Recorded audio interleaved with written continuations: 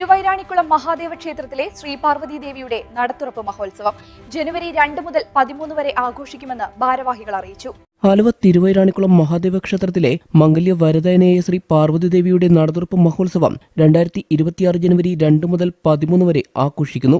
ഒരുക്കങ്ങൾ പൂർത്തിയായതായി ഭാരവാഹികൾ വാർത്താ സമ്മേളനത്തിൽ അറിയിച്ചു. ക്ഷേത്ര ഐതിഹ്യവുമായി ബന്ധപ്പെട്ട അകവൂർ മനയിലെ ശ്രീരാമസ്വാമി ക്ഷേത്രത്തിൽ നിന്നും വാദ്യമേളങ്ങളുടെയും പൂക്കാവടിയുടെയും അകമ്പടിയോടെ തിരുവാഭരണ ഘോഷയാത്ര ജനുവരി 2 വൈകിട്ട് 4:30 ആരംഭിക്കുന്നതോടെ നടതുറപ്പ് ആഘോഷങ്ങൾക്ക് തുടക്കം കുറിക്കുമെന്ന് വാർത്താ സമ്മേളനത്തിൽ ക്ഷേത്രം ഭാരവാഹികൾ പറഞ്ഞു.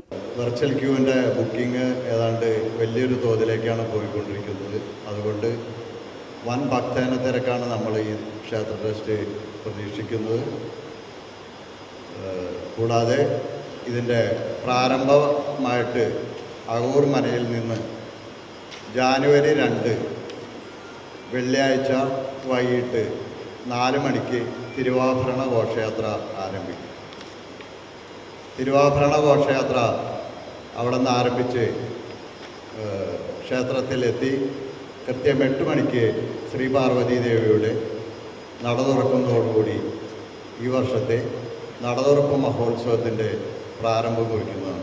തിരുവാഭരണ ഘോഷയാത്ര ക്ഷേത്രത്തിൽ പ്രവേശിച്ച ശേഷം രാത്രി 8 പ്രത്യേക ആചാരങ്ങളോടെയാണ് നട തുറക്കുന്നത്.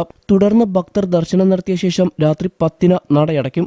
ഭക്തർക്ക് ദർശനത്തിനായി ക്യൂ നിൽക്കുന്നതിന് 50,000 ചതുരശ്ര അടി വിസ്തീർണമുള്ള പന്തലുകൾ ഒരുക്കിയിട്ടുണ്ട്. ക്യൂവിൽ നിൽക്കുന്ന ഭക്തർക്ക് സൗജന്യമായി തിളപ്പിച്ചാറിയ കുടിവെള്ളം ലഭിക്കും. തിരക്ക് നിയന്ത്രിക്കുന്നതിനും ഭക്തജനങ്ങൾക്ക് ആവശ്യമായ സൗകര്യങ്ങൾ നൽകുന്നതിനുമായി പോലീസ് സേനയ്ക്ക് പുറമെ പ്രൈവറ്റ് സെക്യൂരിറ്റി ഗാർഡുകളുടെയും വോളണ്ടിയർമാരുടെയും സേവനം ലഭ്യമാക്കിയിട്ടുണ്ട് എന്നും ഭാരവാഹികൾ കൂട്ടിച്ചേർത്തു.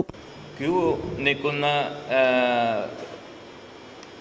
പന്തല് ഏതാണ്ട് 50,000 ചതുരശ്ര അടി വിസ്തീർണമുള്ള പന്തലാണ്.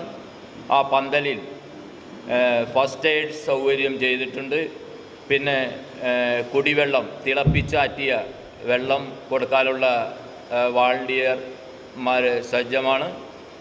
അത്യാവശ്യം കുട്ടികൾക്കും മറ്റു ഇതുണ്ടെങ്കിൽ കുടിവെള്ളവും ബിസ്ക്കറ്റും മറ്റു അങ്ങനെയുള്ള ഭക്ഷണ സാധനങ്ങൾ കൊടുക്കാനുള്ള സജ്ജീകരണങ്ങൾ ചെയ്തിട്ടുണ്ട്. നല്ല 2 ക്യൂ ഗ്രൗണ്ടിലും ആംബുലൻസ് സൗകര്യങ്ങൾ ഏർപ്പാട് ചെയ്തിട്ടുണ്ട്. വാർത്താ സമ്മേളനത്തിൽ president M Mohankumar, vice president P K Nandakumar, secretary N Mohanan, publicity convener MS Ashokan, manager MK Kaladharan, മറ്റ് ട്രസ്റ്റ് അംഗങ്ങൾ എന്നിവരും സംബന്ധിച്ചു.